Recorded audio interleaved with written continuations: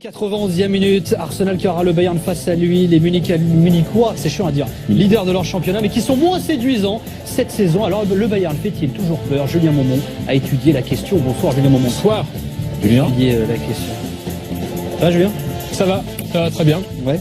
Ah oui, tout va bien. Je suis passé au pressing. D'ailleurs, je suis passé au pressing. J'ai ramené les chemises et le costard. Rappelle-le-moi tout à l'heure parce que j'ai oublié de. Ouais, il y a celle avec les cœurs rouges dessus. Oui, absolument.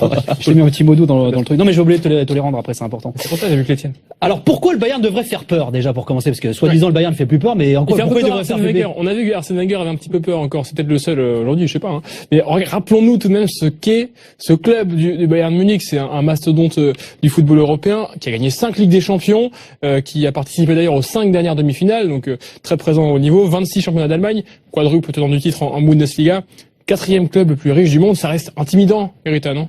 Ah oui, complètement. Là, c'est l'ogre Bayern de Munich, oui. C'est très dur, difficile même de se confronter à eux. Surtout que il reste sur 11 matchs sans défaite, 10 victoires et un nul sur les 11 derniers matchs. Ils sont leaders en Bundesliga. A priori, on a l'impression que tout va bien presque. Et donc, il ferait moins peur alors cette saison. Bah oui, malgré tout. Et d'où ça vient? Ça, c'est de l'aveu même de certains joueurs du Bayern, dont Manuel Neuer, ce week-end après un succès un peu délicat face à Ingolstadt, qui a déclaré: les adversaires sont un peu plus confiants contre nous en ce moment. Ils sentent qu'ils peuvent peut-être tirer quelque chose du match. On doit arrêter ça et montrer que c'est nous qui décidons de ce qui se passe sur le terrain à tout moment. Donc, voilà. Bayern, étonné par la déclaration de Neuer, alors qui est quelqu'un de très franc, hein, toujours Neuer, mais. Il a raison, c'est un constat. Il est sur le terrain. Il sent moins le patron finalement. C'est normal. Il y a d'autres équipes qui se révèlent aussi. Il y a peut-être là, entre guillemets, bon, je dis pas parce que ils sont monstrueux. C'est peut-être la fin d'une grosse génération. Ils sont les Ribéry, les Robben. Lui aussi, peut-être qu'il est un peu moins performant. Là, on voit que c'est sa dernière saison. Donc voilà, la fin d'une histoire. Alors pourquoi il dit ça Neuer? Ça donne quoi le Bayern concrètement cette saison? Alors en lisant ça, on s'attend à ce que ce soit totalement moins bien en termes de bilan que les dernières saisons. Pas forcément, un petit peu, c'est moins bien certes que la saison dernière, la dernière saison de Pep Guardiola qui était assez exceptionnelle, mais c'est pas si mal non plus. C'est 7 points d'avance, c'est certes l'avance la plus faible entre guillemets depuis 5 ans, mais ça reste 7 points d'avance tout de même. En revanche, en termes de buts encaissés en Bundesliga, on est bien en Bundesliga évidemment après 20 journées, c'est le pire total aussi depuis 5 ans. C'est presque là qui est peut-être un peu plus inquiétant en termes de points, en termes de buts marqués. Il y a rien de forcément déshonorant du côté du Bayern Munich. On est dans les clous finalement des passages habituels. Alors c'est pas la cata non plus, mais ça concerne que le championnat, ton truc. Exactement. On va élargir à l'Europe et puis on va surtout regarder plus en détail ces chiffres, Hérita, notamment dans l'ampleur des victoires, parce que c'est là que la différence se fait par rapport aux saisons précédentes, notamment à la saison dernière. Il y a moins de défaites, il y a plus de défaites, plus de nuls que l'an passé. Et si on regarde les ampleurs de victoires l'an passé à ce stade de la saison, aujourd'hui, il y avait 13 victoires par 3 buts d'écart ou plus la saison passée. Il n'y en a eu que 7 cette saison. Également plus de victoires par 2 buts d'écart. On sent un rythme, malgré tout. Malgré tu veux dire? Ils sont un peu moins impressionnants, un peu moins hégémoniques. Beaucoup moins à l'aise dans la construction de leur victoire. Mais bon, que ce soit dans les défaites et matchs nuls, bon, c'est vraiment. Mais disons qu'ils sont presque, ils mettent moins de raclés. On se dit qu'ils sont peut-être un peu plus prenables éventuellement. Alors qu'est-ce qui a changé justement par rapport à la saison dernière? Une chose importante, l'entraîneur déjà, Pep Guardiola qui est parti à Manchester City, qui avait un style aussi très marqué, donc c'est pas facile de récupérer une équipe qui a joué pendant 3 ans dans un style vraiment très particulier. José Mourinho l'a dit aussi d'ailleurs à Manchester après Van Gaal, c'est un peu le même système. Ancelotti lui est plus pragmatique. Regardez ce qu'il disait en janvier sur ce qui a changé de son côté dans le jeu.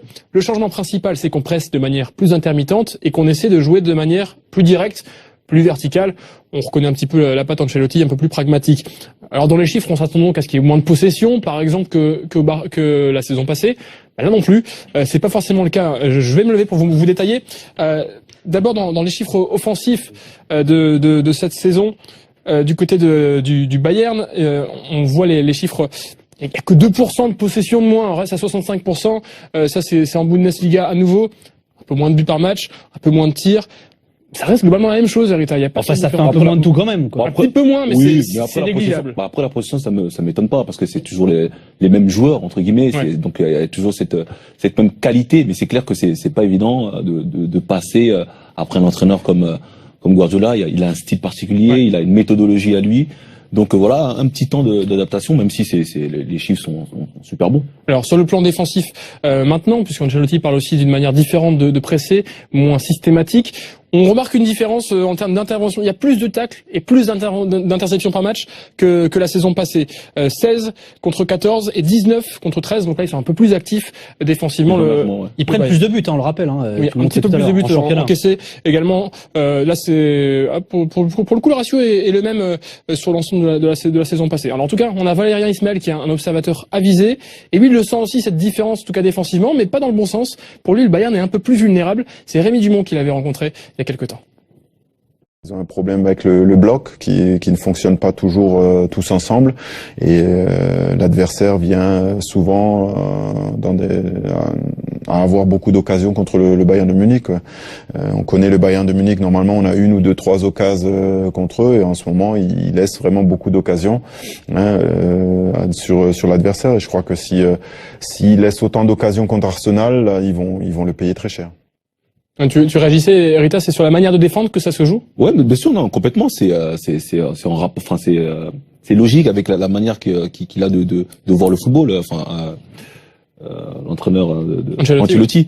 C'est-à-dire que il se sent capable justement de défendre beaucoup plus bas.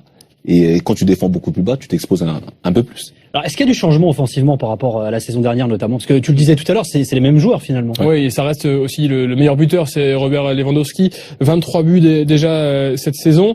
Alors on a l'impression qu'il y a une grosse Lewandowski dépendance quand on voit ces chiffres.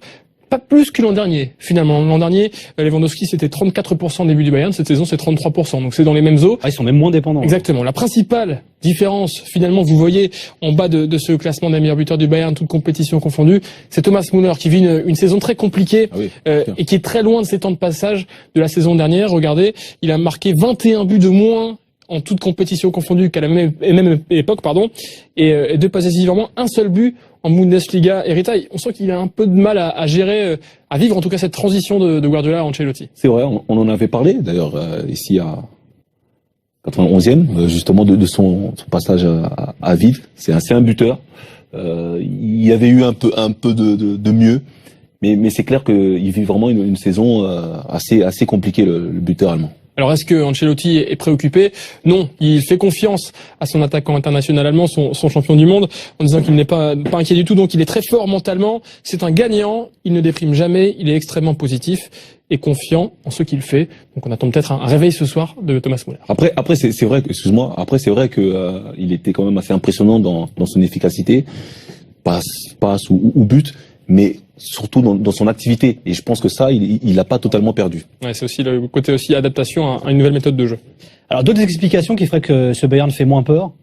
Il vieillit, tout simplement, c'est aussi l'effet du temps. Tu l'évoquais, Rita, c'est peut-être un Bayern qui arrive un petit peu en bout de course. Regardons la composition probable de ce soir. Je sais que tout à l'heure vous donnerez la composition visuelle. Les chiffres, ce sont l'âge des titulaires probables de ce soir. Il n'y a que 3 joueurs finalement qui sont en dessous de 28 ans. C'est Alaba, Thiago et Douglas Costa. Il faut savoir que le Bayern, c'est l'équipe qui a la moyenne d'âge la plus élevée en Bundesliga et la 3e moyenne d'âge la plus élevée des 16 équipes encore en lice en Ligue des Champions à ce stade. Il n'y a que la Juventus et que Manchester City qui sont plus âgés en moyenne en Ligue des Champions cette saison. Le Bayern, c'est 27 ans et 212 jours de moyenne d'âge. Alors, c'est-à-dire, ça peut être un atout, ça, en Ligue des Champions. Ça peut être un atout en termes d'expérience. Oui, c'est clair. Mais en tout cas, quand t'as un joueur dans une zone aussi importante que le milieu de terrain, justement devant les deux défenseurs centraux, qui a 35 ans. 35 ans, ouais. Mais toi, tu vois ça plus comme une usure. Ça peut être aussi une usure, c'est ça? Il y a différentes manières de le voir. En tout cas, sur des matchs couperés en termes d'intensité, ou sur toute une saison, il y a peut-être un peu moins d'envie. Ça peut arriver éventuellement. Ancelotti, lui, le nie. Ça, Arjen Robben aussi dernièrement. Mais en termes de temps de jeu, ce qu'on voit surtout, c'est que c'est plus l'absence d'une nouvelle génération pour venir un petit peu bousculer les anciens qui se fait sentir. On avait parlé de Coman la saison passée notamment, mais il a plus de mal. On va d'abord commencer par le temps de jeu des trentenaires. Il y a 6 trentenaires dans cet effectif qui ont joué cette saison et qui ont tous joué d'ailleurs plus de la moitié des rencontres du Bayern. Rafinha, Ribéry, Robben, Alonso, Lahm et Neuer. Vous voyez tous ces matchs disputés. Prenons maintenant les joueurs de 23 ans et moins qui ont joué. Il y en a 6. Du coup, ils sont où les jeunes? Également, les jeunes, ils sont où? Et on a du mal à les voir puisque il n'y a que Joshua Kimmich qui a disputé plus de la moitié des matchs. Également Renato Sanchez. Il est là, regarde, 17 matchs. Il a du mal aussi à trouver sa place, Renato Sanchez, dans cette équipe. Rita, généralement, le Bayern a toujours sorti des jeunes de son centre, Lahm, Müller. On sent pas vraiment de relève qui arriverait à s'imposer dans cette équipe. C'est vrai, il y a une génération qui tarde à venir, à arriver et à s'imposer. ce qui peut expliquer justement les difficultés actuelles entre guillemets, hein, même si c'est quand même assez correct, du Bayern de Munich. Alors, puisque tu parlais des anciens, on a appris que Philippe Lahm, il l'a révélé cette semaine, allait s'arrêter en fin de carrière. Comment la nouvelle a été accueillie, du coup, à Munich? Cette affaire s'inscrit dans un contexte un peu particulier, de sorte de couac, en tout cas en termes de communication, parce que Philippe Lahm et le Bayern s'étaient mis d'accord pour ne pas communiquer, justement, sur la volonté de Lahm de prendre sa retraite à la fin de la saison. Philippe Lahm a devancé, finalement, il a dévoilé lui-même, de son côté, sans prévenir le club, sa retraite à venir. Donc, le Bayern a été surpris, a été un petit peu pris de court. Ce qui a aussi un petit peu embêté au Bayern, c'est que Philippe Lahm a refusé un poste de directeur sportif pour la saison prochaine. Il prendra une année sabbatique, ce qui laisse un peu le club en plan finalement, qui n'a toujours pas de successeur à Matthias Sammer, qui est parti l'été dernier. On parle de Max Eberl de Gladbach, peut-être d'Oliver Kahn, mais bref, on ne sait pas vraiment où va le Bayern, où ira le Bayern la saison prochaine en termes de direction sportive. C'est une petite inquiétude. Et donc on retrouve un petit peu ce qui faisait ce Bayern qu'on surnommait le FC Hollywood, avec beaucoup dans le grand ancien. C'est assez traditionnel, qu'il y ait des échanges, un déballage public. Évidemment, mais ça n'aide pas la sérénité dans ce club, notamment en novembre, il y avait eu Karl-Heinz Rummenigge, le président, qui avait notamment demandé à Jérôme Boateng qu'il redescende de son nuage. Donc on sent pas forcément un Bayern très uni ou très sûr de là où il veut aller, Erita. C'est un petit peu... En tout cas, c'est très juste ce que tu dis. Mais d'ailleurs, c'est ce que je voulais te poser comme question, parce que j'ai cru lire justement ce que Jérôme Boateng reprochait aux attaquants, justement leur implication sur les phases défensives. C'est ce qui est surprenant, c'est de voir ça un petit peu dans la presse. Dans la presse, oui, les anciens qui s'expriment. Donc il y a une sorte de peut-être de désunion. Alors c'est peut-être trop rapide de dire ça. Le Bayern est quand même leader, donc soyons pas trop alarmistes en Bundesliga. Et puis on verra ce qui se passe ce soir contre Arsenal. Mais il y a quelques signes comme ça qui laissent un petit peu sceptique. Ouais. Mais bon, ça reste le Bayern. Je connais d'autres qui devraient redescendre de leur nuage. Merci beaucoup, Julien.